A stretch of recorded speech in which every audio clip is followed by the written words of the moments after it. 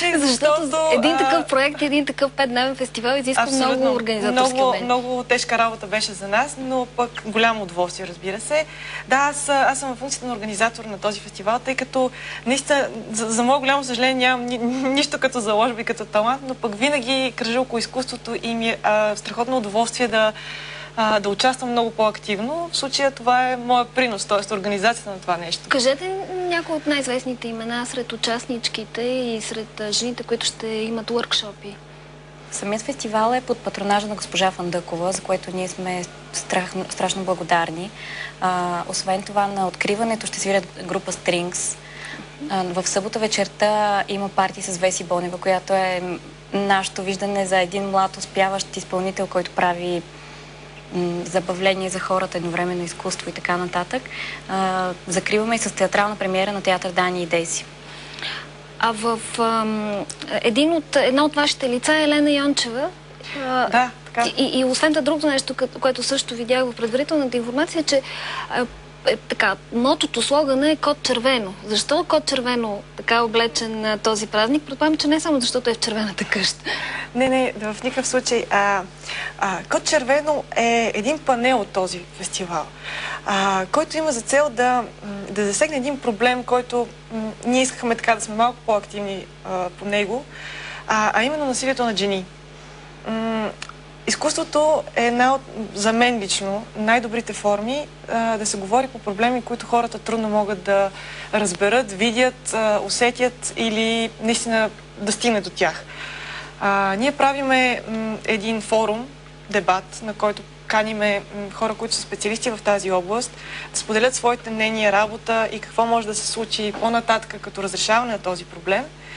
Най-вече ние сме хората, които казваме, ние сме хора на изкуството, искаме да помогнем този проблем по някакъв начин да бъде разрешен. Разбира се, не в цялостния му вариант, но поне да направим нещо за превенция на такова насилие или да се говори малко повече за това, че съществува такъв проблем.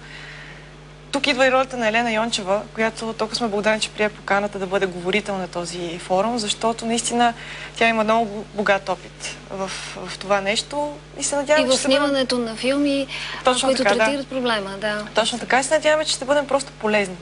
Нашите участнички ще бъдат на този форум, като идеята е да запознаем и хората на изкуството с този проблем, защото в другите страни изкуството много помага за решаване на каквито и да е социални проблеми.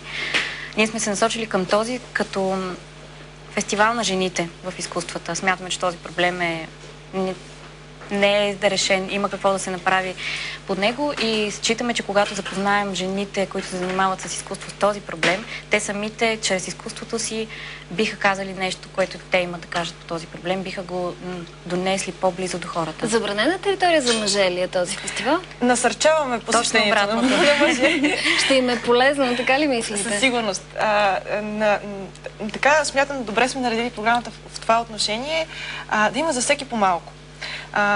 За децата, за жените, за домакините, за майките, за мъжете. Ние дори имаме едно парти, което е в петък вечер, което си е абсолютно за младите хора, които могат да дойдат и да се забавляват и да танцуват с нас. Тоест различни поколения също абсолютно, целите. Това е също важно нещо. И един последен въпрос. Искам да ви върна. Имам една любима писателка, Вирджиния Улф, и едно от най-хубавите неща, според мен, които са писани от жени, е нейното есе "Собствена стая". Тя в "Собствена стая" именно това казва, че за да твори една жена се нуждае от пари и собствен ключ, т.е. ключ от собствена стая.